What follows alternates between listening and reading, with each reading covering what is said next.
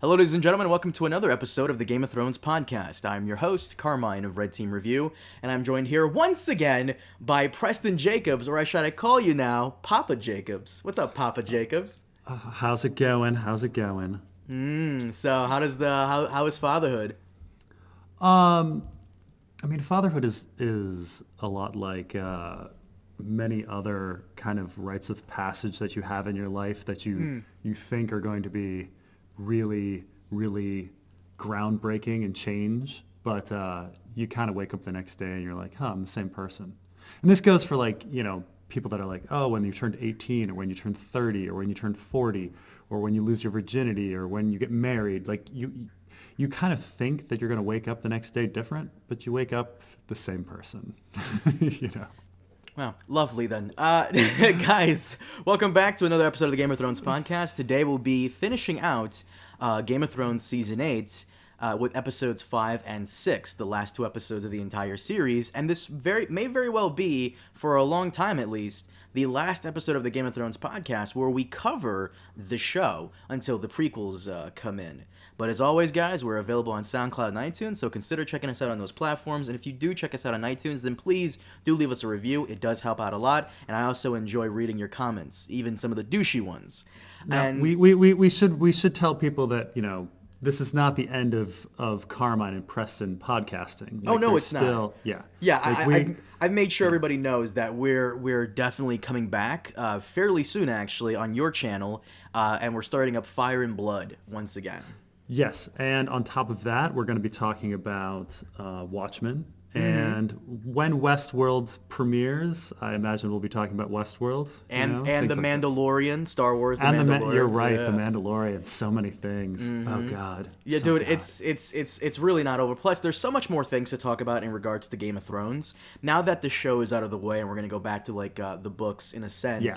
I'm also gonna if you're cool with it, take requests from the audience to cover individual characters, events in the Thrones history, so on and so forth, and just make like a dedicated video to that. Some of them might even be Patreon exclusives for those of you who are supporting us on Patreon. We'd love to show you guys some love, so look forward to that very soon.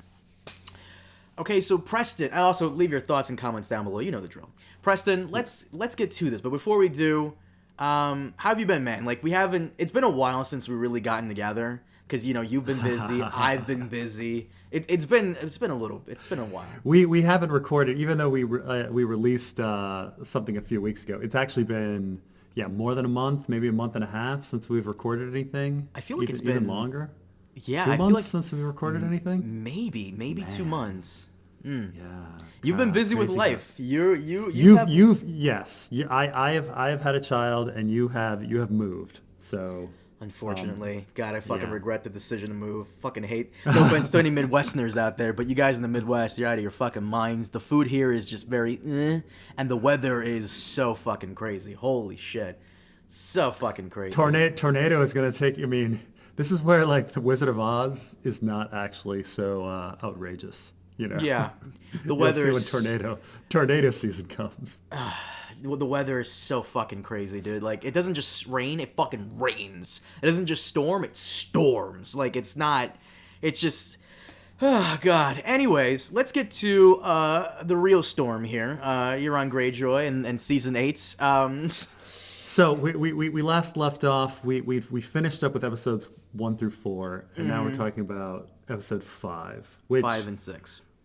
I do have to say, whoever put together the intro reel, like the previously on, this is I'm going back, my anger has dissipated, and I'm going back, and I was searching for things that I really liked in these last episodes. And I do have to say that whoever put together the previously on reel for episode 5 did a really freaking good job. They did a really freaking good job in making Daenerys look insane, and then capping it off with Viserys's "You don't want to wake the dragon," where you think when Viserys says that he's talking about himself, but thematically in the story he's actually talking about Daenerys.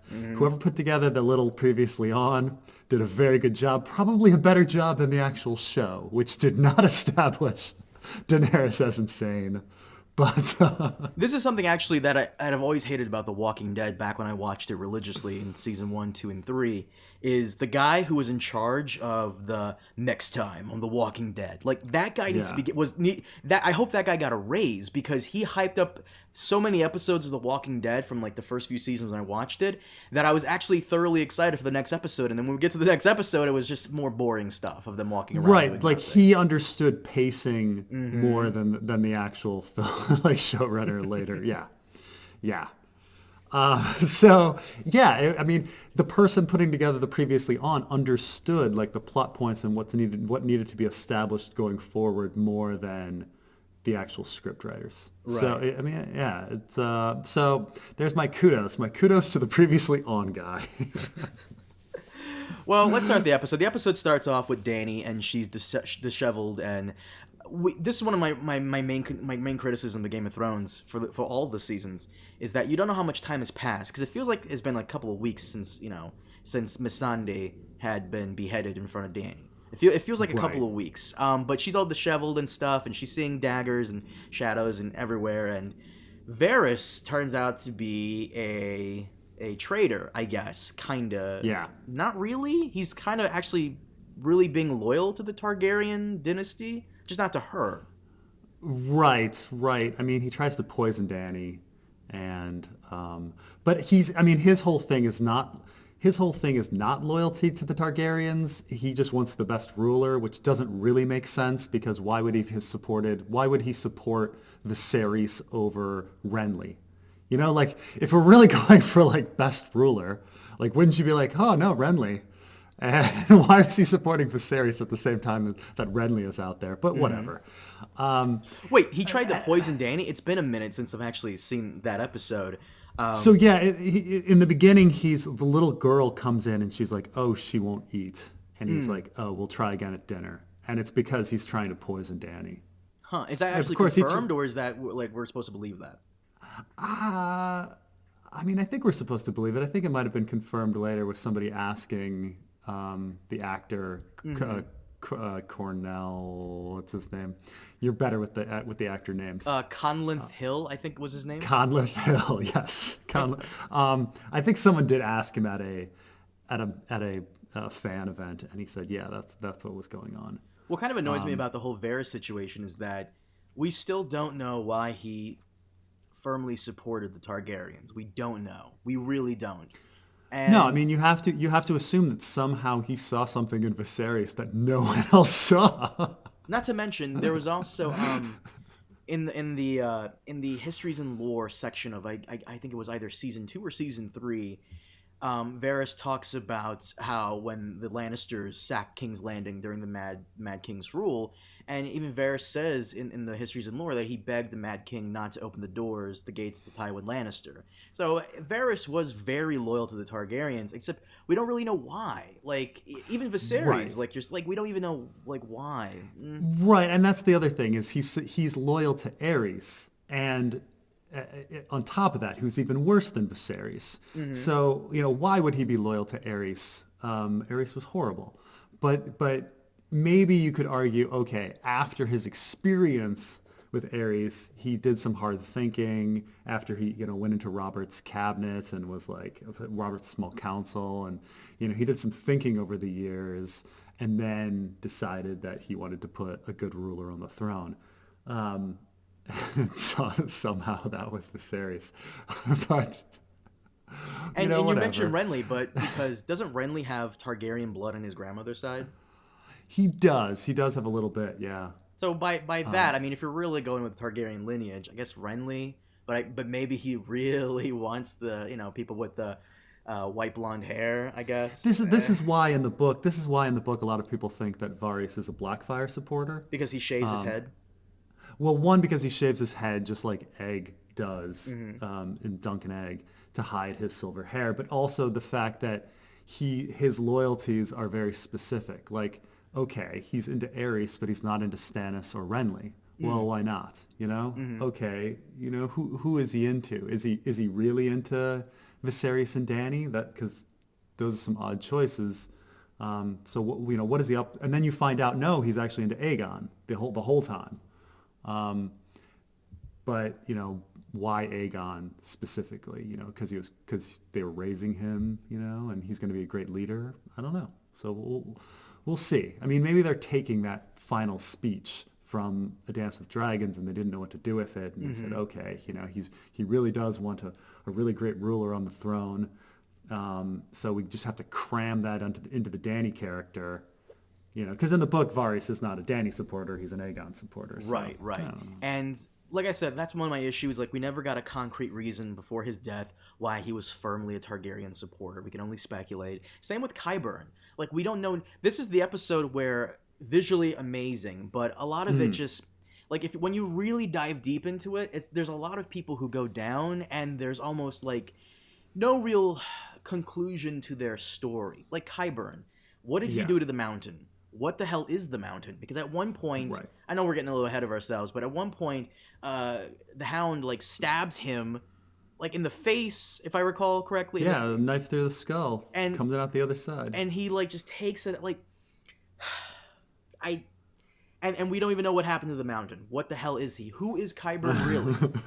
Who is Qyburn? Yeah, no one knows. Was he a rogue agent of Duran Martell? Was he somehow aligned with the people of Ashai or the Red Priest? Like, who is he really? And that in the show, he just honestly really did appreciate Cersei for helping him rise up, and that he thought he was going to die in poverty. And he like, I mean, that's the weird thing, is that like, I can believe that. I can buy that. Well, in the book, you have this sense that Qyburn doesn't have Cersei's best interest at heart. Like you feel like he has another scheming plan, because he's doing things that are just nuts, and can't possibly work out for Cersei in the long run. And yet, in the show, no, he's absolutely loyal to Cersei. He thanks her for taking him out of poverty and making him hand. And his love is true, which is an odd thing to find out in the end. We expected something a little more complicated. Yeah, but like I said, I can buy that he's grateful to Cersei, but I still want to know what the hell he did to the mountain. I want to know more about this character. This is why I like the books. Like why everybody should like the books. There's always like nuances to these characters, and it's not that I want to. There's a twist, and then there's another twist, and then there's another twist. And here it's almost as though once again it was rushed, and they just couldn't give him like the 3 minutes of backstory. Like you could have had his backstory given in that one scene that was completely pointless in hindsight, of him talking to Bronn in episode 1. I want to say. Right. Yeah. Oh yeah. And like Bronn could have gone like, "What about you, Qyburn? What's an awful Bronn impression? What's your game?" And then Qyburn can go, "Well, you see, when I was younger." Like they could have done like a scene like that, and we didn't get that. And as for terrible deaths, Euron Greyjoy. Why the fuck does Euron Greyjoy care about killing Jaime Lannister? Like, I could understand Euron killing Jaime Lannister in season 1, back when he had both hands, but Jaime Lannister one hand, the golden hand. Yeah. I mean, I think with all of these, and this is even bringing this back to Varys, is that they're going for subverting expectations.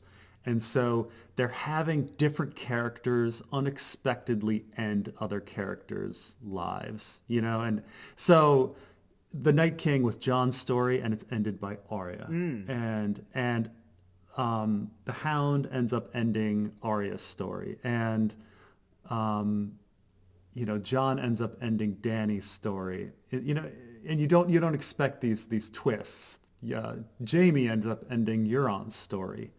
The Night King ends up ending Theon's story. Like all of these plot lines that were not going there. That like the Night King has absolutely nothing to do with Theon's arc in any way whatsoever, and yet he puts an end to him. So I think that's what they were going for. Like, we're going to mix it up and have everybody's stories like just interact and flip. But it didn't work out. I don't think people if you want something to be ironic, it has to actually be fitting in a different way. It can't just be different. So but yeah, so is this how you expected Varys to go out? Like in a whimper? He didn't really go out in a whimper. I mean, you could tell the actor was super pissed. Kind of like the Barristan Selmy actor. Like you can tell, like he was just like not having it at all. Even at the reading, the table reading, where Amelia Clark looks over at him, she's like, "Ooh," and he's like, and he kind of throws the paper down a little bit, where he's like, and no, I didn't expect Varys to go down this way. I expected Varys to be there in the end, but I guess, I mean, in a sense, it reminded me a lot of Littlefinger in the sense that it's this huge, powerful character, like having just such a wimpy ending. It's the same. You know, what's funny is Stannis went down kind of in a whimper. Littlefinger went down in a whimper. A lot of these characters go down in a whimper. You think Stannis went down in a whimper? I think Stannis went down like a fucking boss. I mean, one of the last scenes we see of Stannis is where he takes out his sword and, he takes on the incoming, like, House Bolton horses, and Brienne ultimately finishes him off, but I wouldn't say it was a whimper. Littlefinger, that was a whimper. That was a travesty, actually. One of the worst deaths in the show's history. I'm going to make a video of, like, top 5 worst deaths in the show's history. That is easily either number 1 or 2. Easily. So I will say that with the Varys stuff and the whole Jon being king, because this is actually the last we hear about Jon being the true heir, is actually at the beginning of episode 5. It stops being an issue after that. Mm-hmm. Varys is the last person to ever bring it up. The whole R+L=J thing, which I think the fandom built it up more than it was, and then that build up in the fandom like translated over to the showrunners. Yes. And then they tried to build it up into something, and it never was anything. And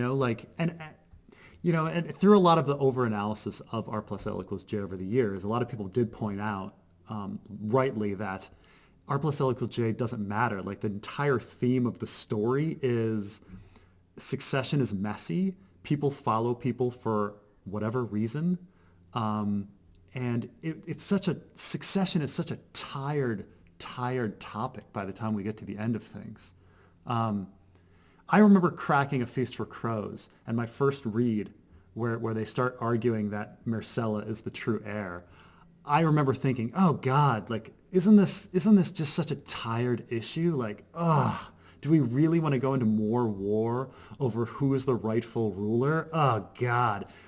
And that's kind of what it felt like with this whole, like, Jon is the true heir kind of thing. Like, aren't we past this? Like, aren't we done with fighting? Aren't we done with succession? Like, the show hasn't cared about succession for seasons. In fact, succession is out the window the minute Renly Baratheon rebels, right? Like in A Clash of Kings, like, succession is out the window. And we kind of say, oh, it's all about who has the power and who is liked, Mm-hmm. And popularity contest in a sense. Yeah, I mean, and in a sense, like, if you're going with, I think had they pushed, I mean, and they did do it a little bit, because Jon has the popularity and Dany has the power. Renly had both popularity and power, but it didn't work out for him. But yeah, power resides where people think it resides and all of that. And succession doesn't matter. But, power and what people think does. And so by the time everybody's, he's writing that final letter that, like, oh, Jon Snow is the true heir and da-da-da-da. It's like, no one cares. R+L=J was a big letdown.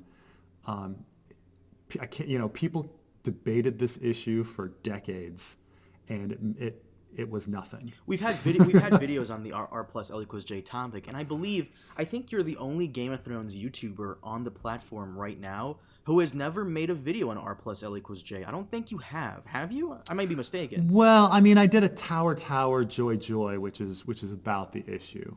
About it, but have you done, like, a full-blown theory video on R+L=J? I don't think so. No, I mean, no. I just kind of said that, like, R+L=J, there's a lot of plot. Like, there's a lot of holes in it in the book.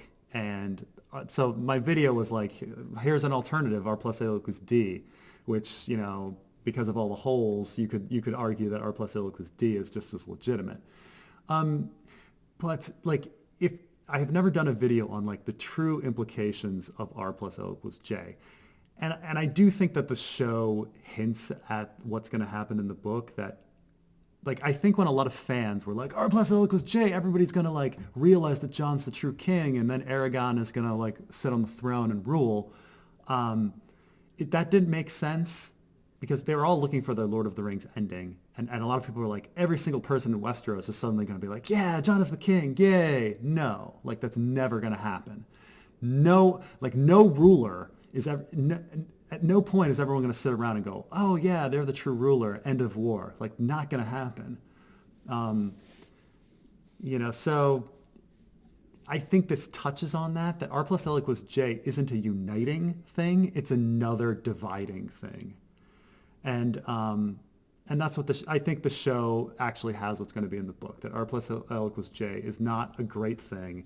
It's a liability for the story. It's a liability for the kingdom. Pretty much. And I wish it's not something beneficial. Well, I wish the show touched on exactly what you're saying right now, that it doesn't matter at all. But what do we get is Jon saying, "I don't want it. I don't." That's all we get him saying. But there's never really like, even though Varys was on that Jon is the rightful king train, Tyrion you could kind of sense that he wasn't really like he understood it, but he knew the implications of it. Yeah. I mean, this whole idea that people would follow Jon, like, no one cares at this point. Especially, they're not going to fight somebody with a dragon. I mean, come on. It was just such a long shot, hopeless thing that Varys was trying. It was just kind of sad. I mean, maybe if he had succeeded in assassinating Dany, but that was about it. That was probably most of his plan. Once that would happen, maybe her allies would turn against her, and for the true king, maybe.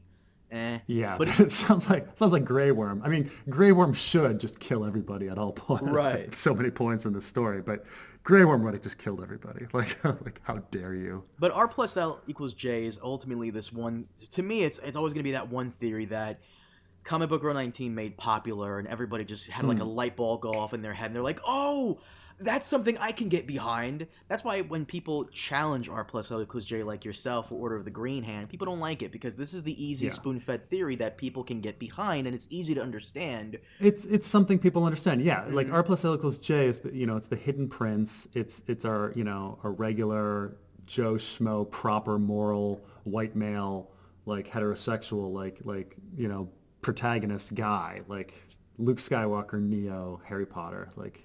Jesus. Sarah Connor. Well, John Connor. But no. By the way, with this Varys thing, I have to say, like, John arrives on an island from one ship. And I was like, what? Didn't they just have their fleet destroyed by Euron? Why isn't Euron, like just surrounding Dragonstone and killing every ship that goes in and out? Oh God, it was really bad. Motherfucker, that actually, why didn't he do that? What the fuck? I had never thought of that actually. Why didn't he do that? Like John just sails right in. Why wasn't there a fucking blockade? What the fuck? Why?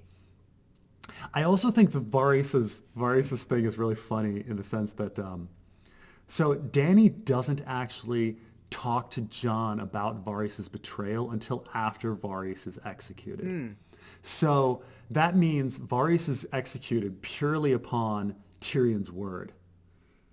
Like she doesn't interview anybody else. Like, oh, Tyrion said that you're a traitor, so we're gonna burn you alive. Like that's it. Like she doesn't ask Jon like, hey, is this true? Until after Varys is dead, then she talks to Jon about it. See, those are not nice signs of madness that you could kind of like link it to her, link to her father. But at the same time, it could also be shitty writing. You just don't know. Yeah. Oh gosh. Yeah. The afterwards stuff is, I mean, that means Jon kept it silent, which means that like Dany let Jon off for like not reporting Varys's like treason. But yeah. After that, it's also funny because that's when you have the Grey Worm coming in, and I have to say that like this is things I like on the rewatch. I was like, Grey Worm has the most compelling story in like season 8. I've decided that really? Grey Worm. Go ahead. Yes. I want to hear that. Well, we'll get into more of it, but it's just like his like losing Missandei, Like his emotional connection to Missandei is well established. Like Dany's not as much. And so when she dies and like you feel the tension just inside Grey Worm. And later on, and this is at the end of the episode, there's this one scene that I just felt was the most brilliant scene of the entire episode, of episode 5. Dany, like Grey Worm is just uptight and he's just ready to freaking explode. And then way back at the, he's ready to explode throughout the entire episode. And then Dany starts burning the city.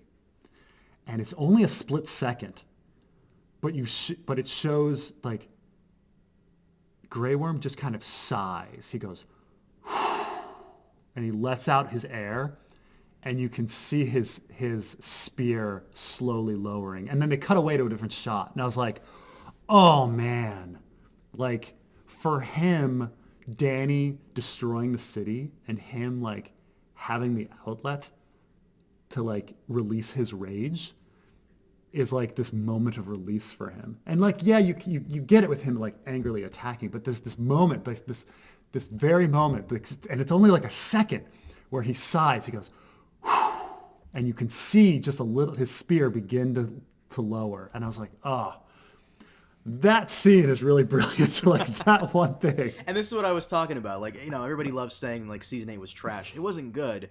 Like the writing was trash, but everything else, the acting, as you're just saying right here, because that's pure acting chops right there. Yeah, and even that cinematography of that shot. Oh god, yeah. Everything about season 8 was good, with the exception of the writing and dialogue. Everything else was great. The music was great, and this I wanted to say about this episode. It looked absolutely gorgeous and breathtaking. It's just then you have to peel apart the stuff that really makes it stupid. For example, one of the things I mentioned before is how I remember in season 6, episode 9, where Dany's dragons come back and they're all fighting and, you know, shooting flame on the slaver ships. It takes like 3 dragons to blow up like one ship, but fucking Drogon comes in and spits fire and it fucking explodes. Yeah, no, you can't logically analyze anything in the plot.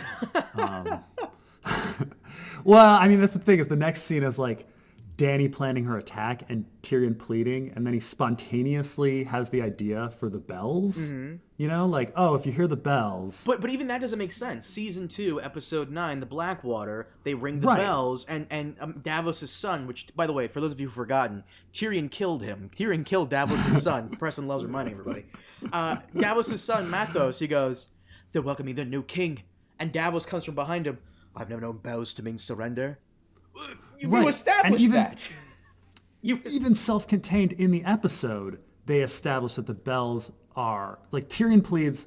Like at the time, you're like, oh, this is a spontaneous idea that he just bullshitting off the, you know, that he's just like, oh, the bells is the signal for surrender. Dany doesn't know, okay, and then later when he sneaks in to talk to Jaime, and he says, have them ring the bells. That'll be our signal for surrender. He actually like establishes that it's like then and there, and he tells Jaime, and then I think there's a missing scene because Jaime, they have all of these scenes of Jaime looking up at the bell tower and then walking towards it, and then he's never at the bell tower. Yeah, I know what you're talking about. Yeah. So I do wonder if like they just missed a scene of Jaime being up at the bell tower saying like, you know, ring the bells as a signal for surrender. Like that's what they needed, but they never had it. And of course, adding all of like the random people in the city yelling, "Ring the bells!" like doesn't make any sense. I think we'll probably find out when the season 8 Blu-ray comes out. I think what probably happened was it wouldn't have made sense for Jaime to ring the bells and then somehow escape Dany's wrath in time to reach Cersei. Yeah, that's probably what happened. But it would have been everything for him to ring the bells. I mean, that would have been a great scene. But how would he reach Cersei in time not to get fucked up by Dragonfire? Yeah, I mean, it also doesn't make sense that Jaime arrives at Cersei like at the same time as Arya after he doesn't make it into the city. But I mean, there's so many things that are just off, but it frustrated me so much because it's just this on the spot idea. Like, I mean, you're like, oh, Tyrion's clever. He's just bullshitting and he's going to try to save the city. And yeah, no, just. And what kind of annoys me is, and this kind of bugs me, but at the same time I'm kind of grateful for it, kinda, the Golden Company, having those actors on board was completely pointless. Like, they didn't do anything. They had less than 3 minutes of screen time. Hot Pie had more screen time than the fucking Golden Company. Yeah. But I will once again, this is why I can't say Season 8 was complete trash. Once again, writing was terrible, dialogue was terrible, everything else, costume, Golden Company, they look unique. They didn't look like generic mercenary knights. And I have to say, even like without any dialogue, like Harry Strickland's like face brought so much to The character. the scene. Mm-hmm. Yeah, I felt so bad for him. Like, you're just like, oh man, look at him panic, you know. Like, it made no sense that this was again like other people's plots finishing other people's plots. Like, it made no sense that like Grey Worm would be the one killing him. Like, why? Do they secretly have a beef? You know? We have one of, you know, those like Star Wars expanded universe like books, and how like everybody has some sort of secret like past story. Everybody like, in the cantina kind of, you know, hates each other. Yeah, yeah. Like Harry Strickland and Grey Worm actually know each other. That was always a thing in Star Wars with Boba Fett and Darth Vader. No disintegrations, as you wish. Oh my god, they must have some kind of rivalry. I must write about how one time they fought on Mustafar with lightsabers, which I believe is an actual thing. And there was a disintegration. Yeah, like, I think that was an actual fucking thing in Legends, which was kind of really dumb, but whatever. Yeah. I mean, it's the thing about that's Star Wars. Every stray line must be a book. Yes. You know? Oh, you look like you could pull the ears off a Gundar or whatever. Like, we've got to have an entire backstory to that. We gotta have it. I want to go to Tashi Station to pick up some power converters. We need an entire backstory to Tashi Station. We gotta have an entire story of how the Millennium Falcon can make the Kessel Run in less than... And we did. And we did. Oh Jesus Christ. No, like I said, the episode itself is probably one of the better episodes of Season 8, and that's saying something. But at the same time, after a while, the episode just gets kind of tedious for me. I've said this before when we did the thing, and I'll say it here. After a while, Danny just blowing shit up gets a little boring, gets a little tedious. Oh yeah, and watching the family, like the mother and child who eventually just die, and watching Arya run around for no reason. Like, there's a lot of rewatching it. I kept thinking like, wow, this episode's really long, and it should have ended here. Right. And then it should have ended here. And then it should have ended here, and then it just kept going. It almost felt a little fillery, like they were just trying to fill time. Like that one time Arya was just washing the dead guy. Like, it felt a little fillery to me, and, you know, like, I get it. And that other time that Arya was sweeping the floor. Most of Arya's story is a lot of, like, now looking back at it, like, the show being over, it's a lot of dead time. Like, her riding on horses with the Hound, her riding on horses alone, her washing bodies, her sweeping floors. Like, it's a lot of freaking time kill. Yeah. And this was more of it. Like, there's no reason for Arya to be in the city at all. Well, she had to kill Cersei, but then she changed her mind. Her entire mission for like 6 seasons was to kill these people, and all of a sudden, you know, a dragon flying around and the Hound giving her some words, you know, to back down. Really, just that's all it took, I guess. Yeah, yeah. He could have done that on like their weeks on the road. Right. That's the thing, is we have no idea what happened on those several weeks that they spent riding from Winterfell to... And you know what? Looking back at it now, you really didn't need Arya there, because after she kills the Night King, which I still hate, she's useless. She does nothing. In fact, in all of Season 8, she barely uses any of her Faceman abilities, with the exception of the training. She does nothing else. She's just there because, I guess... what's it called? A Q rating, a T rating? I think it's Q rating. Arya Stark has a good rating with the audience, and I guess the audience wants to see her. Yeah. Do stuff. That is pretty much it. Yeah. There was no reason for her to be there, and I doubt George has her final chapters figured out. And this Season 8 kind of showed, you know? Yeah. Yeah. But some of the cool stuff this episode was Clegane Bowl. Clegane Bowl actually did live up to the hype. It really did. I actually liked it. And then, well, it was put in for the hype. It was beautiful. It was Oh a God, yeah. beautiful scene. I would say that the thing they screwed up with it is that they decided to intersplice it with Arya running around the city, dodging falling bricks. And they were paralleling Arya to the Hound, where like whenever he got hit and was knocked down, Arya got hit and got knocked down. But none of that makes any sense. Like the whole point of her leaving is that she's breaking with being a little hound. She shouldn't be paralleled with him anymore. And then what is she doing? Like how is like falling bricks and stuff? Like is that really supposed to like have any connection to the mountain? No, it's just so had they kept it just on the Hound and the mountain, I think it would have been better. I think the cutaways were a mistake. And back to things that weren't really like like set in stone or you never really go into. You made a good point once again.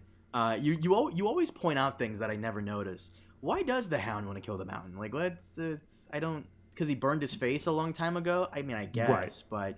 I guess, but you know, like the Hound is what, a 50-year-old man? Yeah. Like no time in the last 40 years has he gone after him? Like why now? I've wanted my whole life for revenge. Really? You never got around to it 40 years? You were at the same tourney like a bunch. You made a really good point when you said, like, that's the scene they should have had where the Hound tells Sansa the reason for his, like, revenge and why he's going to King's Landing and all that stuff, the sister thing and so on and so forth. So they really should have included that. There's a lot of things they should have included. For example, Euron's motivation, once again, like, I don't... Like, he wants a queen, and I kind of forgot about Euron's motivation. He's just there causing trouble. What was Euron's motivation again? He wants to fuck Cersei, but then he wants to kill Jaime Lannister all of a sudden? He wants to be king, and he wants to fuck Cersei Lannister. Like, I think he genuinely thinks Cersei's hot, and thinks there's something really awesome to fucking the queen. And he seems to really like the fact that he's going to produce a prince. He definitely wants to be king. But we never really established that you know he was upset or insecure about not being these things. Like, you know, he wins the King's Moot and he becomes king. He's legitimately a king. Right. Do we have any scenes where he's like insecure about not being king enough? Like King of the Iron Isles isn't like good enough, you know? None, really. I mean, Jaime says at the end, like, you're no king. And then he's like, I am a king. And then that's about it. His motivation was to kill Yara and Theon and like mess with them, right? So I don't know. But it's like such a great and like really like nuanced character in the books, a little evil too, and they just kind of make him like kind of a villain of the week type of character. It's just Yeah, I mean that's the thing is and I kind of feel this. We keep bringing this back to Star Wars. I kind of feel this about the new Star Wars movies, is that the Empire or the First Order doesn't seem competent. Like they seem like buffoonish. Like when you see the Empire in the original Star Wars, they're so efficient, you know, and you're like, oh, this is an adversary that's going to be tough to go against. But then they're just so buffoonish, all over the place, angry, in the you know Force Awakens and The Last Jedi, that I'm just like, how is this considered, you know, a legitimate adversary? right. And so it's kind of the same. Like I wouldn't say that Euron goes that far, but like because when you see Euron like battle and destroy Dany's fleet, you're like, whoa, he's got something to him. But later he's so buffoonish that you're just like, how is he a worthy adversary? How is he someone where I'm like, oh, is the hero gonna win? Like at all points where, like, you know, when Jaime goes in to fight Euron, I'm like, yep, Jaime's gonna win. You know, like I never thought that he wasn't. what's kind of annoying is that it almost seems like Game of Thrones, excuse me, it almost seems like Game of Thrones can't really make a villain who's either Ramsay or the Night King, because the Night King is he's stoic, he's silent, he's menacing, he's threatening. He doesn't need to say any words for that. And then you have Ramsay, who's kind of like the Joker. Because Game of Thrones, if you think about it, doesn't really have a major villain. Cersei is just kind of Cersei. I wouldn't categorize her as a villain. Tywin, I wouldn't really categorize him as a villain. Roose Bolton, once again, an opportunist, not really a villain. Ramsay, okay, fine, but he's kind of like the Joker. The Night King, yes, definitely a villain, but once again, the Night King is like, kind of like a Darth Vader-esque. He doesn't need to be flamboyant or nothing. But it's almost like Game of Thrones can't have anything in between or anything else. For example, if you go, one of the best villains this year was Thanos. Thanos in the first event in the first Infinity War movie, there was so much to him than just like this guy who's just on. Like, there's just so much there, and they just couldn't do anything with Euron. Euron had to be the Diet Coke version of Ramsay, essentially. They say that the best villains are the ones that you can relate to. Right. The ones where you're almost ready to be on their side, except for like one small problem. Like that's the whole thing. But like this is why Viserys was a great villain, and purely on the acting chops of Harry Lloyd, where you look at him and you're just like, I can understand where you're coming from. Like, your birthright was taken away. You've been begging your whole life. No one is giving you any respect. Like, everyone is laughing at you all the time. You feel so bad, but you're like not quite, because he's horrible. He's an asshole, and he's dreadful. But you're almost with him. He's a better villain than so many more people. Even though Viserys isn't really that evil. I mean, he's evil in that he beats his sister, but that's about it. So Euron sucked. What else? The episode, once again, was filled with a lot of cool stuff. It's one of the better episodes of season 8, and that's not saying much, but a lot of the fight scenes were cool. Watching it again, like I, the actor that played Harry Strickland did a great job with what he had. Lena Headey has hardly any lines, and she is able to act her ass off. Knocks it out of the park, of course. Knocks it out of the park with just her eyes. I mean, the fact that just with her eyes, that she could convey the entire roller coaster of Cersei's mind on how she is thinking she's going to win, realizing that holy shit, the city is going to burn, then being defiant, and then collapsing and weeping and not knowing what to do. With hardly any lines, she's able to convey all of that. And so she didn't get the Emmy, but she should have had the Emmy, right? There's also a bunch of missed opportunities here, especially with those two. First and foremost, I don't think I had an entire video on this. Everybody was saying Jaime's character was ruined by saying he doesn't care about the innocents. I don't think it was that was kind of retarded. I'm sorry, but it was. But at the same time, I don't think the character was ruined. However, they did miss a huge opportunity here to have the Valonqar prophecy, despite it never being on the show, coming true as a kind of a nod to book fans.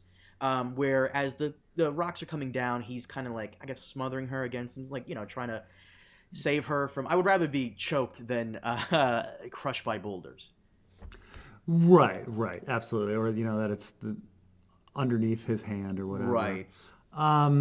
Yeah, I mean, they could have redeemed again Jaime. He could have started out by saying, "Oh, I didn't care for them," and then again, being really focused on getting to the bell tower, right, and ringing the bells and saving everybody again. That could have been. Oh, that would have been a great scene where he's trying to run towards Cersei, and then he just sees all the people around him, and he just looks at the bell tower, looks back at the Red Keep, and then he just runs to the bell tower and he rings the bell. Right, and then for that reason, they're too late. Had he gone earlier for Cersei, they would have gotten to the boat. But because he had to take the extra time to go to the bell tower, he and Cersei end up dying. Right. That's, could have done that. The Jon saving the rape victim. So that was, so what would you call that? What the soldier was doing with war hypnosis, I guess? Right. Like, when people get in this mob mentality, they go Right. crazy, they start doing all this stuff. But what I hated about it is that in the middle of all this suffering and death, they they felt the necessity to bash into your head that John's a good person. Yes, everybody else is getting murdered, but John's still a good person. Like, let's take away all of John's complicity. Like, because John is complicit in this. He was warned, he was told many times before this that people could die because of Dany. And Varys, said that he's a better ruler and all this. And his choice to be with his queen, like, makes him complicit in her actions. And so, like, the fact that he has to save someone in the middle of the scene erases that. It hits you over the head that John's a good person. He's a saint. When no, like, John is complicit, and he should feel guilty about being complicit in the event. And that scene ruins it. Had they needed to cut that scene. He needs to be part of the slaughter and needs to feel guilty about that, rather than, oh, he's a nice guy. I really. So you think it's like a cop out on the showrunners to try to make the audience I feel... think it's yes, I think it's a cop out, and I think it takes away from any feelings of guilt. Like, had he been racked with guilt afterwards, for his role in it all, would have been better to tie this into that. Like I said, I think Euron killing Rhaegal was incredibly, like, I feel like Rhaegal should have been killed during this battle. Where the bells are rung, Dany actually stops. She doesn't want to stop, but she stops. You can see that in her face, and then out of nowhere, a secret scorpion opens up from like a roof or something, and hits in the city, and hits Rhaegal, kills him, and Dany snaps. It would have made more sense for her going crazy. Not to mention, as she snaps and Drogon is destroying everything, in the midst of Drogon breathing fire all over the people, he also catches some of the Stark soldiers as well, and Jon sees this, which would have made him feel even more guilty. And would also give him more motivation to just want to kill her because she's out of her mind. Like, when she goes on this dragon rage mentality, nothing stops her, not even her own allies. Where, had they done that, Drogon could have killed Dothraki, Unsullied, and Stark and Arryn forces that were there, and almost killed him. That's what they should have added there to complete that whole thing. Once again, they didn't do it. By the way, some people... I was actually watching this. It got recommended to me. The clip of Jon being declared King of the North in Season 6. And if you go to the comment section, a lot of people were saying, this is Jon's true story. Jon's story ends here. He went from the bastard of Winterfell to the king of Winterfell. Like, over time. And that's essentially his arc right there. Would you agree with that? That had Game of Thrones ended in Season 6 with Jon's story at least, it would have been the perfect story. I mean, it would have been traditional. I mean, again, there's a bit of a jump because he loses that battle, and it's Sansa saving everybody, so it's a little off. But I guess it would have been a little better. It would have been more satisfying than what we got. But I wouldn't say would be perfect in any respect. Yeah, I mean. Again, there's also like the big thing of, I mean, one could say that when he was elected to be Lord Commander, that's the end of his story. You think so? I mean, that he rises up. I mean, I think it's more fitting that he's the king of the wildlings at the end than anything else. Is he the king of the wildlings? Is that established? Well, that's the thing, is they needed to establish that. They needed to make him king of the wildlings. And that would have been a more fitting end for him. Because the thing is, he doesn't fit with people. He's not part of the Seven Kingdoms. He's never fit. He's always been the white wolf, and different from the rest of the pack. And so his place. I accept that his place is north of the Wall with the wildlings. That he had fell in love with wildling culture when he fell in love with Ygritte. But then we have all this distraction. We have all this distraction of his battles in the north and his stuff with Dany that like kind of like shift the Jon story. Well, let's go into, since we're on the Jon story and how he ends up at the end, let's go into episode 6, the final episode, and quite frankly, I believe the worst episode in the show's history. Oh, by the way, I have my notes here before we get into it. On my notes, fuck the white horse, I wrote on my notes. What's wrong with the white horse, despite it not even making much sense? Oh my god. Fuck the anyway, fuck the white horse. Okay, so on to episode 6. Episode 6. We open up, the ash is coming down, and everybody's just clever. I definitely thought the ash was clever in that you're expecting snow and then it's ash, right. And then they make it snow again. But nonetheless, I thought that was clever. That in all visions you're expecting the last episode of Game of Thrones to be snowy. You have the visions of it being snowy. And winter is coming, and it's really ash. Like I think that's very clever. I like that. I wasn't a fan of when she gets off the dragon flies off. It looks like she has wings for a minute there, like demonic wings. Wasn't a fan of that. I thought that was kind of lame. So there's one other thing that I kind of that on this rewatch that I thought was quite clever, is that as Tyrion is walking into the city, there's a burned man who's just kind of like stumbling and dazed out. Do you remember that? And at first I was like, that's really random. But then I was like, oh, I get it. He's like a zombie. Like he's become a white. Like, and that kind of brings it like full circle. That they were fighting all of these whites. They were fighting the dead and all of this, and then like this is a different type of white, a fire white. And that he comes, and that even in the last episode, after the destruction of the Night King and everything, there's still this zombie. And I did like that little thing. But I guarantee you're probably the only person who caught that. I guarantee you're probably the only person who caught that. Or maybe I'm inserting it, but yeah. I thought it was, like watching the next time, I was like, oh, he's a zombie. Ah. Anyway, okay. So no, we get Tyrion walking in, and I cannot watch this part without laughing because of what you said, where she's speaking to her followers in that language, and there's everybody around going, "What the fuck is she saying? Like, we don't speak that language." Do the Dothraki speak it? Do they understand it? They speak Dothraki. But then she's making the speech anyways, and everybody's like, like everybody's just, yeah, of course, whatever. Right, and Tyrion and Jon are all like, oh man, what an evil speech. Like, you don't understand Dothraki? What the hell? I also found that, like, rewatching the beginning, I was like, everyone's in the wrong place. Like they go inside the walls and immediately they're next to like the mother and child that died with the burned wooden horse that Arya was trying to save. I was like, how did they get all the way there? And then Tyrion somehow gets beyond Grey Worm in the execution, but then and gets into the castle and doesn't run into all the things that Jon sees. But then Jon runs into Grey Worm, but then he walks in and Grey Worm's inside again. Everything's just all over the place. Like Davos just disappears randomly. Arya just appears for no reason. Oh, God. Everyone's just all over the place. Yeah, I think the Dragon Wings there was a lot of overdone cinematography in the last episode. It's because it's the last episode. Let's go all the fuck out.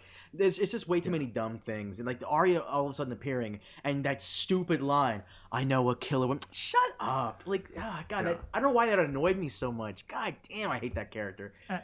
And the speech is very, Citizen Kane, Triumph of Will, with like this evil leader like speaking out over the big groups and things like that. They were trying to do a lot of this, epic looking scenes, and they just kind of all fell flat. Pretty much. I mean, the only really amazing scene I think in this entire episode was Dany finally in the Iron Throne. Where the roof is collapsed and she's touching it, and it's just, that was a very beautiful scene, very beautiful. And even Drogon just taking a nap there while the ash falls around, ash snow, whatever the fuck that is, and Jon going up there. Once again, it wasn't earned. Everybody and their mothers has made a video about it. It wasn't earned what happened here, but I actually wrote in my notes, I know a killer when I see one. Dumbest line of the show, even dumber than bad pussy. This is what I wrote down.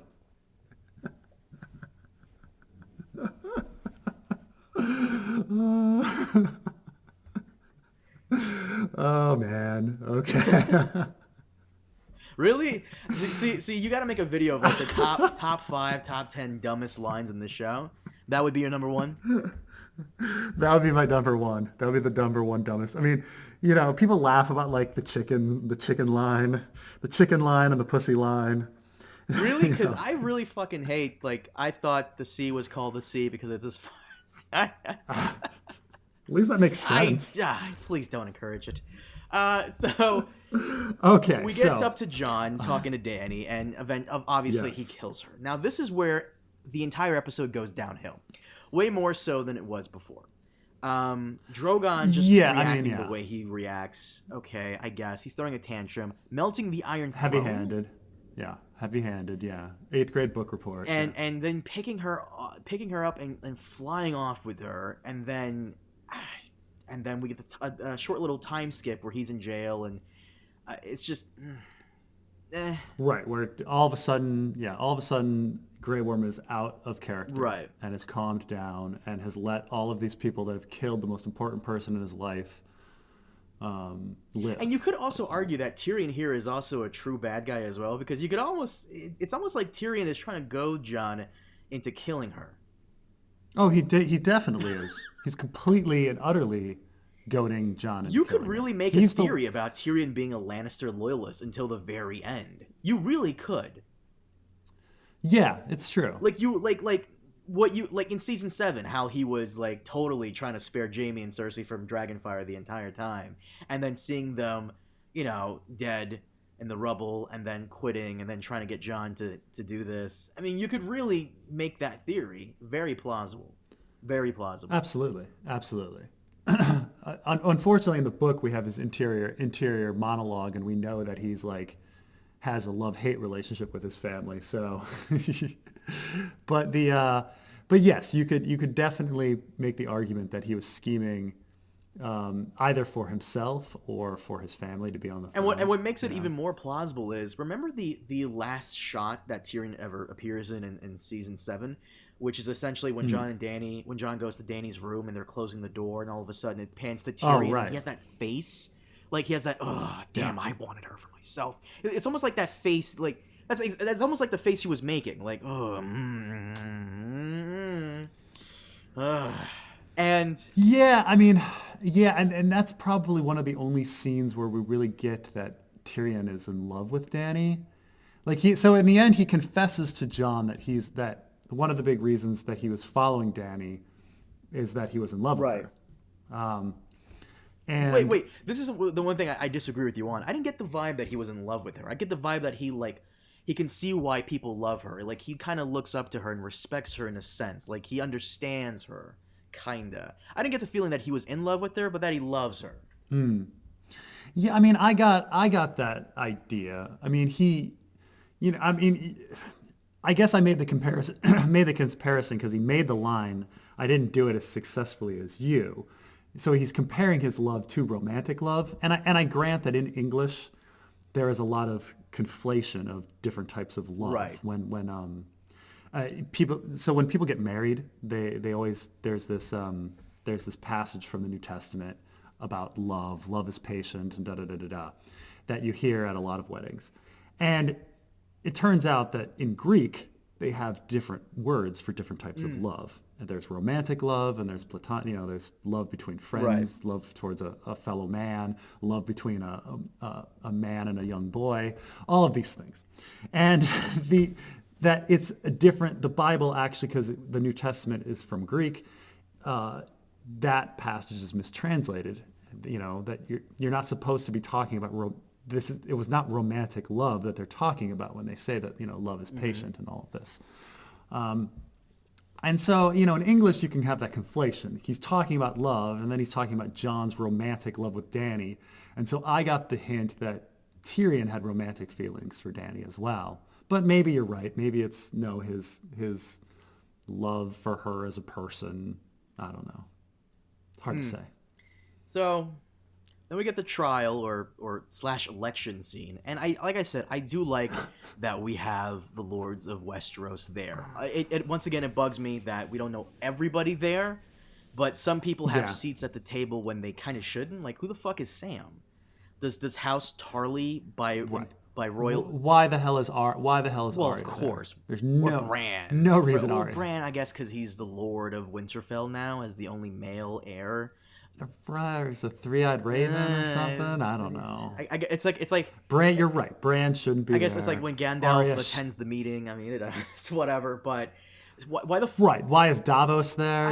Like a lot of. Why is Brienne there? Isn't Brienne there? Davos is there because I don't think Brienne. No, Brienne's is not there. No, maybe Brienne. Brienne's But Davos not is there, I guess, because is Davos there? I don't remember if Davos being there. Davos is Okay. there.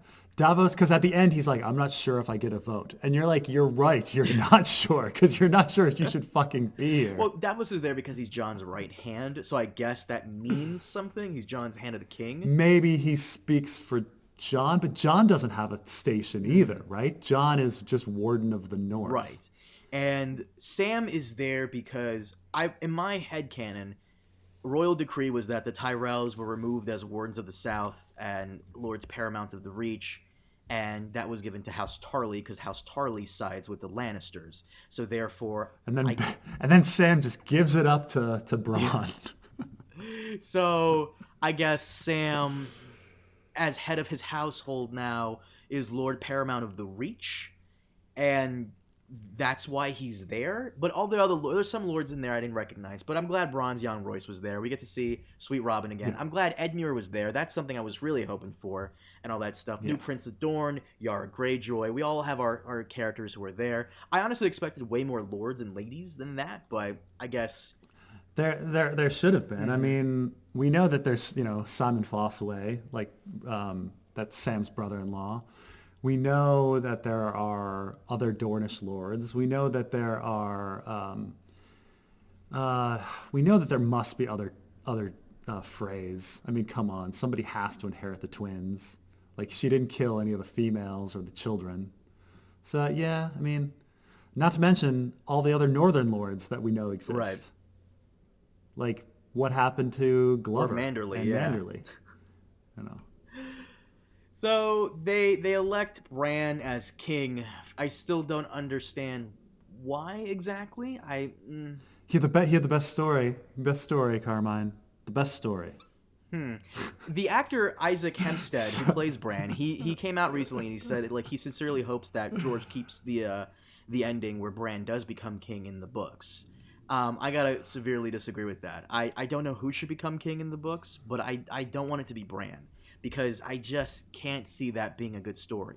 Maybe if George writes it down and it's more convincing, like he said it's going to be, it's actually going to have a good build up and lead up to it. Sure, but I just can't see that making.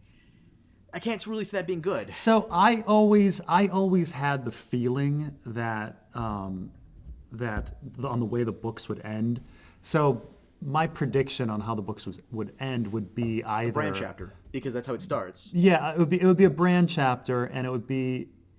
I figured it would be like some sort of political statement about how like Bran's like mind somehow connects with every citizen on the continent, and that they're somehow all linked, like in a werewood net somehow. And it would be like a metaphor for communism taking over because George R. R. Martin is, actually a communist and What? and- Really? I mean, yeah, he has a lot of he has a lot of sympathies, at least in his early to mid writing. I mean, maybe once he became a bazillionaire, he went back to being a super capitalist. But like he's a super hippie. He's a super hippie, and he believes in like, he believes in like people. He doesn't believe in. He certainly doesn't believe in capitalism. But he believes in people living together and being in harmony with nature, and I mean these are all things he hopes for and strives for. So I kind of was like, well, what is communism? Isn't it like everyone living communally and equally, could that be achieved if we were all in the werewood net in some way? So like if Bran had established some sort of like link where all human beings were like aware of each other in a network, and that Bran could be the king in that sense. He could bring peace by like, See, mind controlling. this is where I everyone. break off with you, because that would be an okay ending for a book in the Thousand Worlds series. Like that would be like an okay ending for that. But people really don't care about the political. Like, you're the only Game of Thrones YouTuber that I know who I think you're the only Game of Thrones YouTuber period who has read George's previous works, and you're making these connections about his political affiliations and his ideas and stuff. But I think a majority of the fan base really doesn't care whether he's a communist or not. They just really want a good ending to a medieval dark fantasy. They don't really care about, feminism or anything like that. I'm sure some people do. I'm sure. But at the end of the day, not to be an asshole, but it is just titties and dragons and sword fighting and, magical spells being thrown every now and then. And people want, their... I don't want to say a Michael Bay ending, but something akin to it, where, it's a satisfying conclusion. And with Game of Thrones, I don't think there is a satisfying conclusion. I think making Bran the king is probably the most neutral decision ever. Because I would love for... My number one choice for king is Littlefinger. I'm just going to be honest. But my number two choice would be, logically, Gendry. Because he has that Baratheon blood. Yeah. He's Robert's son. Robert's grandmother was Targaryen. And as such... Renly's great-grandmother is Gendry's great-grandmother is Targaryen. Therefore, I think he should sit on the throne. Or maybe, I don't know. I've always felt like a Targaryen pretender would rise up out of nowhere and everybody would declare for that motherfucker. Yeah. So one of the big things that like I wrestled with when like trying to predict the ending is that there's a clear problem that's established throughout the entire story, and that is, succession is bullshit, and it's always gonna produce horrible leaders, and even democracy is horrible, producing bad leaders, and the book goes in ad nauseum about this thing, that even if you have a good leader for a short period of time, he's just gonna die, and we're gonna get another bad leader, and it's just war is gonna continue. So the question is like, what in the end can actually unite people and get them to stop killing each other? Democracy. Well, this is the thing so what is it? Okay, could it be, democracy? Well, that's, it's very optimistic. And then I was like, okay, could it be communism? Could it be something science fiction-y where they all become a hive mind? Now what, and so this was the fundamental problem why I always rejected R plus L equals J with Jon sitting the throne, is that the entire story establishes that that's a problem. Succession is a problem, and that a person sitting the Iron Throne isn't going to do shit because they eventually die and somebody else takes over. So how do you unite everyone? Now, the way the show went, which kind of sounds like George as well, was that a good story unites everybody. Which kind of fell flat because the last season was really horrible and not a good story. And so, that's what they went with. And I do kind of feel like that is probably George's ending, that, really good story unites people. Yeah, and that can bring peace. You could also look at it in a way where a really bad story unites people in hatred against it, like Season 8 did. So. Because they were saying for the longest time that everybody's going to disagree on the ending, and they do. But they made it sound like people were going to disagree and some people were going to really like it. No, nobody really liked it, and everybody ended up agreeing that it was terrible and uniting behind that. Yeah. Yeah. No, it's true. It's true. Didn't bring peace, though. It's also the big jump that somehow a good story can bring peace and unite people together. I mean, like I say, it's an inaccurate establishment of what tribe and ethnicity is. Tribe and ethnicity is, not really about shared histories and shared stories, unless you all choose to identify with it. Identity is what brings people together culturally, not a story. So it's a little off, but it does seem like George's ending.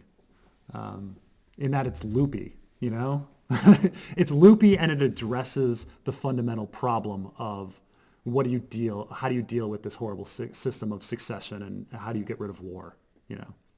I don't think D&D would have done that on their own. Like, I don't think D&D would have been like, yes, we need to figure out how to stop war and how to stop succession, you know? I also don't think a majority of the casual fandom really likes Bran's character. For me, Bran stops being interesting after season 3. I just don't care about him after that. And I think that's one of the major reasons, major issues people have with Bran becoming king is because, like, fuck it, he wasn't really a candidate vying for it. You know, I guess for me, a bittersweet ending would have been, I guess, Stannis taking the throne, because, once again, nobody really likes Stannis either. I do because of the books, but, like... Well, what you like about Bran in the book, if one likes Bran in the book, many people don't, but if you are one to like Bran in the book, it's about his sympathetic nature, like his suffering, his longing, how he misses his mother, how he misses his father, his loneliness, you know? That's what you're going to connect to, that he's this scared boy who's trying to, you know, go through this horrific adventure. In the show, the actor chose to play it, you know, without emotion after season 5. And so at that point, you know, he's done. You can't connect with someone that doesn't have emotion. Well, no, his emotion... No, he had emotion in a sense. It's coming... Like, half of season 6, there is emotion there. He is still Bran. And then he gets all the memories, and I guess he forgets who he really is with the influx of memories he has now, and so on and so forth. He becomes Robot Bran. It's just... You can't really relate to someone with no personality. So, like, you really can't. Yeah, I mean, I guess it's He's not even the bathroom sign like Jon is. Yeah. No, I mean, it's no one relates to a robot. Yeah, no, I mean, once he becomes Branbot, the Branbot 9000, like, which I guess is the beginning of season 7. Yeah, he's not relatable, and why would you want that person to be ruling? Exactly. So the election happens, and then everything just goes in a completely awful turn. So many people become a part of Bran's small council that shouldn't even be there. Like, who the fuck is Bronn? That was done for fan service. That's awful fan service. In fact, there's something... Actually, you know what? Where can I message you? Because I don't want to spoil something if this is the actual ending to Rise of Skywalker. Do you mind if I... Supposedly the leak of Rise of Skywalker ending came out, and it's not going to spoil too much, trust me. But can I message this to you on Facebook or Skype? Sure. Facebook's okay. fine. I guess supposedly this is the end to Rise of Skywalker. This is shit fan service.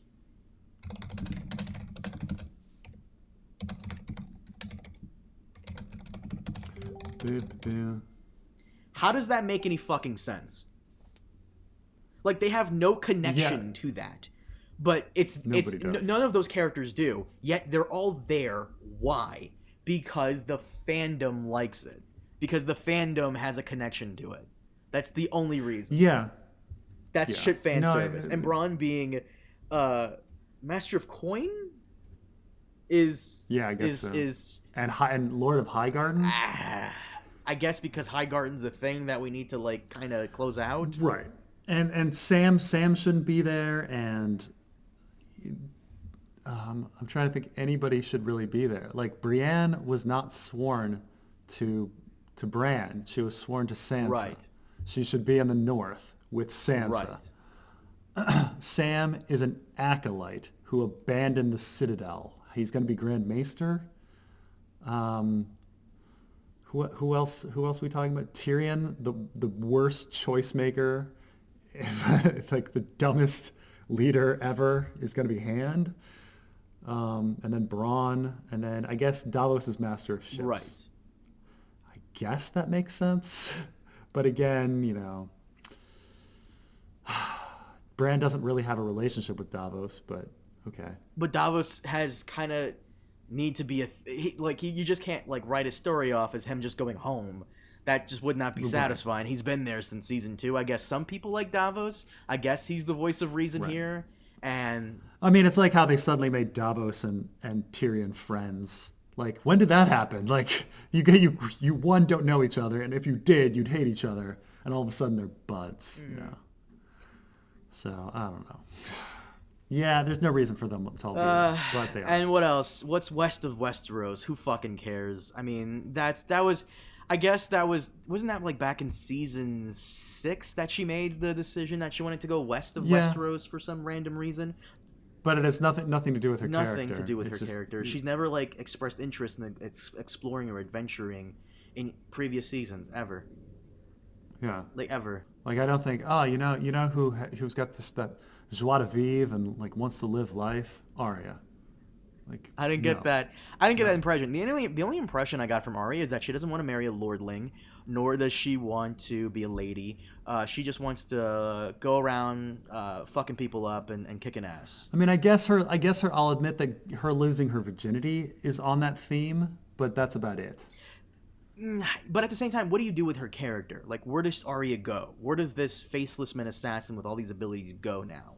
I wanted Arya to go back to the House of Black and White. For me, that would have been my ending for Arya. You know, the final scene of her is her showing up at the House of Black and White and Jaqen opening the door. He gives her a smile and then closes the door. She's inside, and that's how it ends. So in my fixed situation, I had her leaving more in an exile, like knowing that like she couldn't stay around because she'd created a cycle of vengeance. That like there would be Freys out there, and they would want to get back at House Stark. They want to get back at her, and that she's endangering her loved ones by remaining.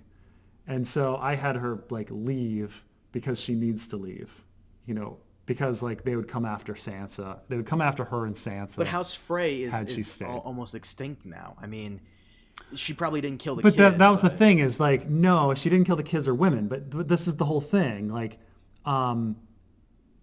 House Stark, they didn't kill the kids or women. Like that's the whole like the women came back, the children and the women came back for revenge with House Stark. And who did she not kill with House Frey? The children and the women. Like, okay. Right, but this is what I would want. Like, I hope the DVD Blu-ray does this, because there would be no other reason to buy it. Like, they have, like, an After Thrones thing. Like, what happens to every single character? What happens to Yara? What does Yara do after the election? What about Edmure? Does he take over the Riverlands? Does he install his own people to monitor House Frey? Like, does he forgive House Frey? I doubt it, but, like what happens afterwards? Like, is Arya ever seen again? Because I'm sure there's a story. I forgot. Someone was telling me about this, and I don't remember. I think there's a story in Fire and Blood where someone goes beyond what's out there, where Arya's going, and they're never seen again. Yeah. So, what happens to Arya? Does Jon truly stay in the North? Did the Dothraki ride up there and keep tabs on him?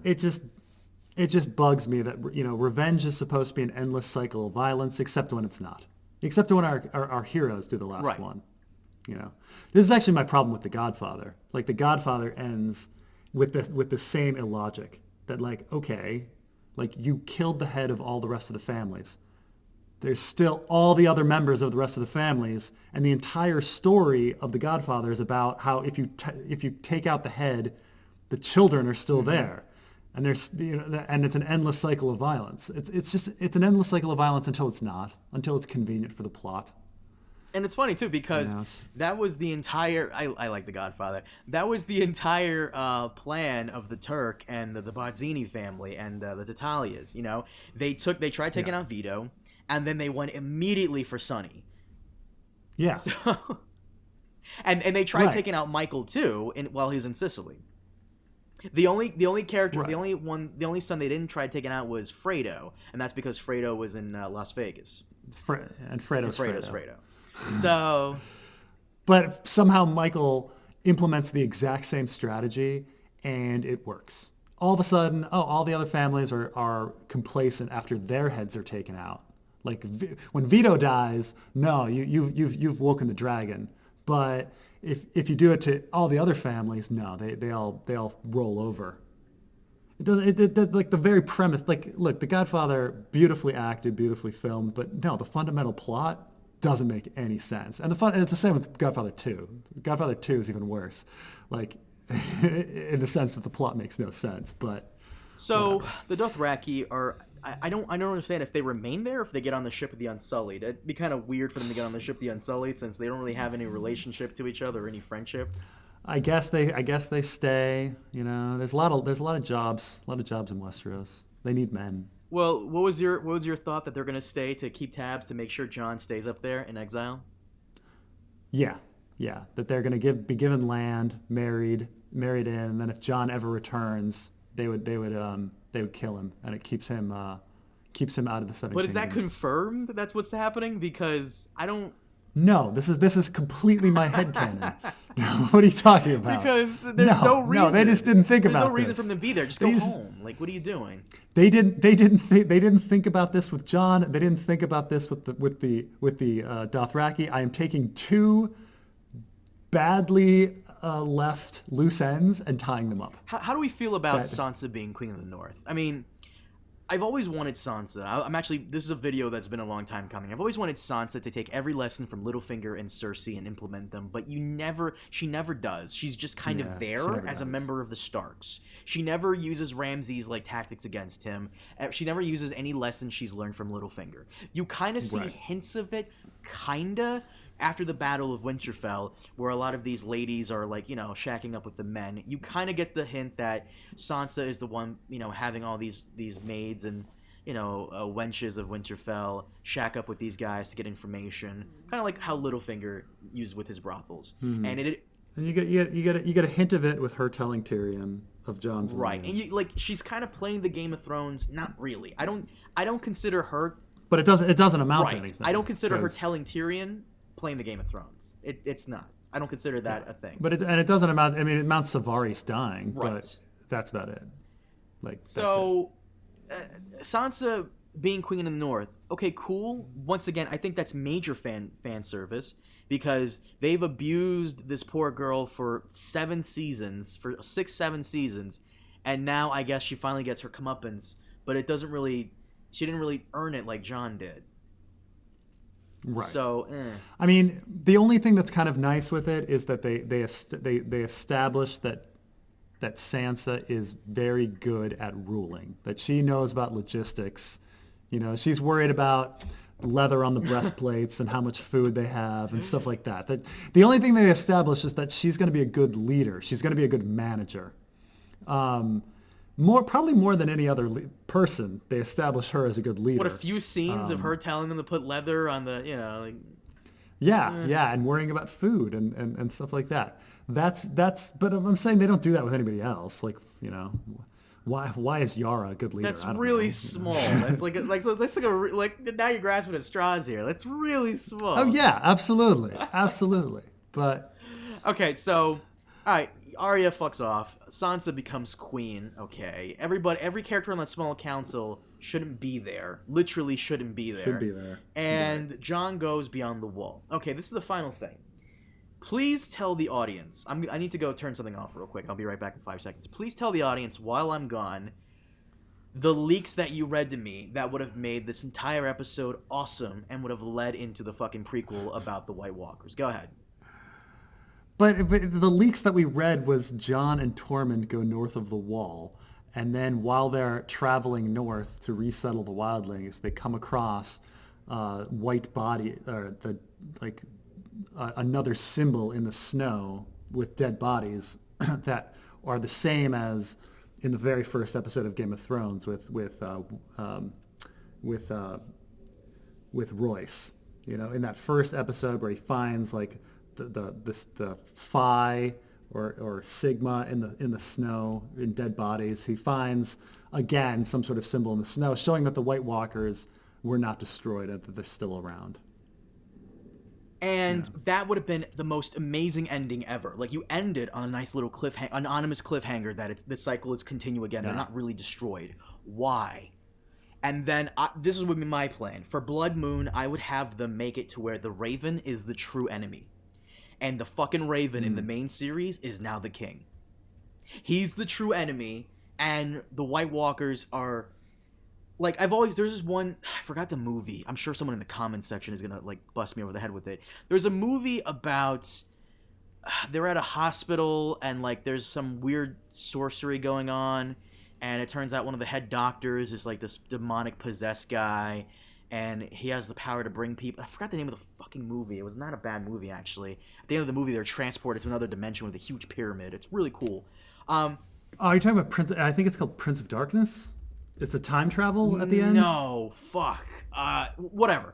And he brings back dead people to life, and a lot of the dead corpses are trying to like kill themselves again because it's painful.